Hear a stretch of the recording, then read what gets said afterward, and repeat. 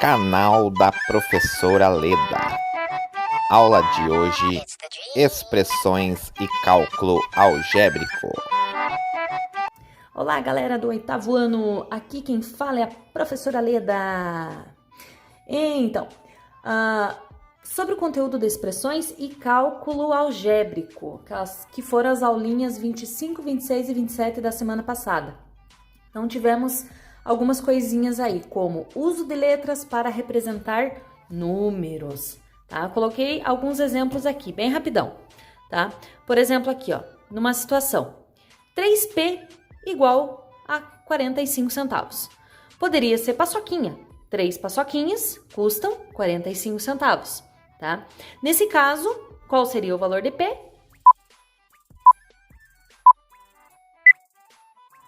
Tá, 15 centavos, tá? Então, é um exemplo.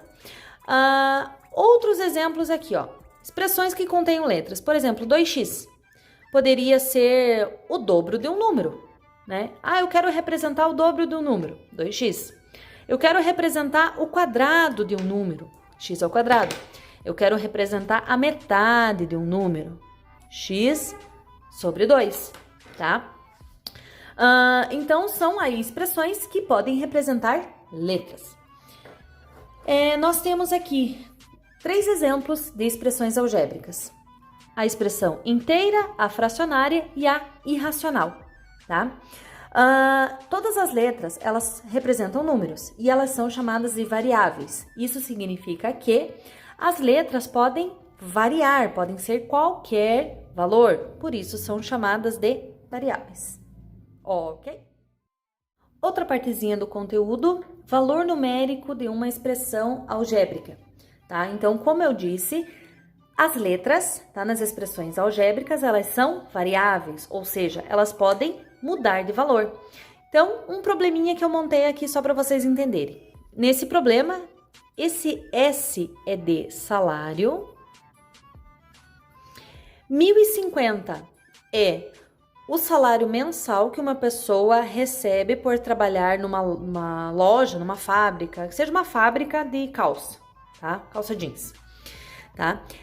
Esse salário é fixo, mas se a pessoa vender, quanto mais ela vender, mais o salário dela aumenta, tá? E eu vou representar, então, o produto pela letra P. O que significa isso?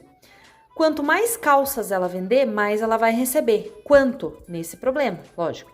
Cada calça custa R$5.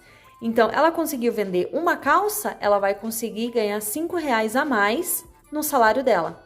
Ela vendeu 2 calças, ela vai receber R$10 a mais no salário dela, e assim por diante.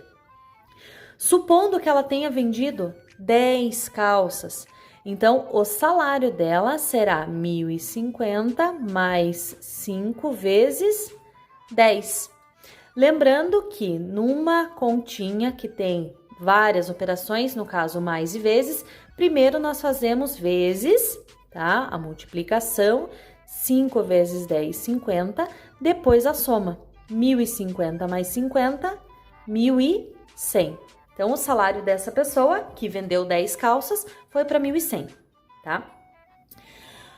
Outra coisinha, monômio e grau do monômio. Então, monômio é uma expressão que tem somente número, tá?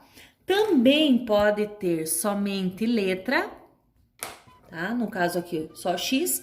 Pode ter número e letra, tá?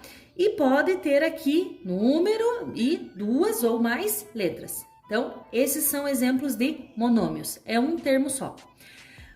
No monômio, nós temos 2 partes. É o coeficiente, é o número que está na frente, e a parte literal, que são as letras. Então, aqui o coeficiente 3 e a parte literal x. Aqui o coeficiente é menos 10, a parte literal, a ao cubo, b. Aqui o coeficiente é menos 18 e a parte literal não tem. Aqui o coeficiente, quando não tem nada na frente da letra, é 1 e a parte literal é x. E o grau do monômio? Grau é a soma dos expoentes das letras.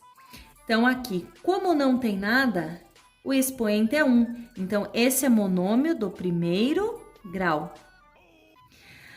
Nesse segundo exemplo, aqui é 3, aqui não tem nada, é 1.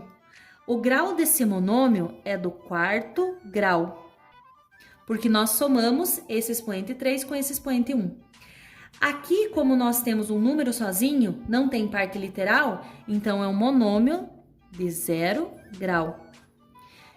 E nesse monômio aqui, que é expoente 1, quando não tem nada, também é do primeiro grau. Monômios semelhantes, parará, parará, adição de monômios, parará, parará. Vamos lá no ritmo da música, parará, parará, aprender matemática, parará, parará. É muita melodia! Então, o que são monômios semelhantes? Para depois a gente entender como faremos a adição desses monômios. Lembrando que monômios são termos que podem ou não conter letras, tá? Que temos a parte literal, que são as letras, e o coeficiente, que é o número que está na frente, certo? Então, eu vou utilizar alguns objetos aqui para representar esses monômios semelhantes. Então, eu vou usar umas linhas de costura que eu tenho aqui, ó. 4, 5, 6, 7, 8, 9. Eu tenho 9 linhas de costura, tá? E também eu vou pegar aqui algumas canetas, tá? Ó, 1, 2, 3, 4, 5 canetas.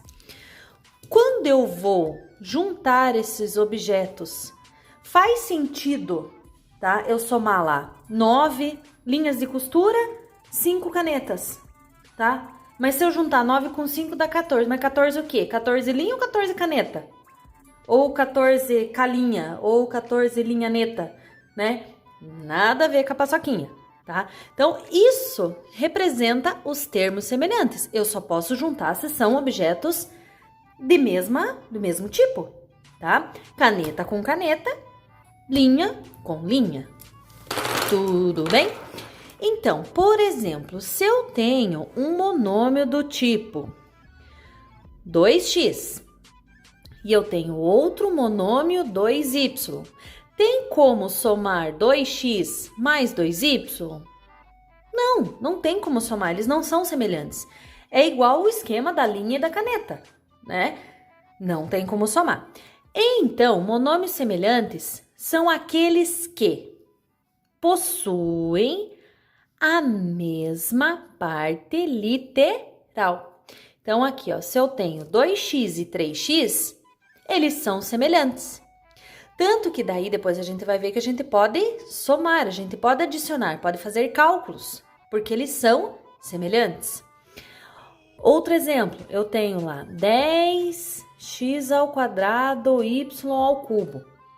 Para ser semelhante, um outro monômio semelhante, teria que ser, por exemplo, eu vou colocar lá 7x ao quadrado, y ao cubo, tá? Eles são semelhantes, por quê? Porque eles têm a mesma parte literal. Aí eu posso fazer continha de mais, posso fazer continha de menos, sem problema algum, ok?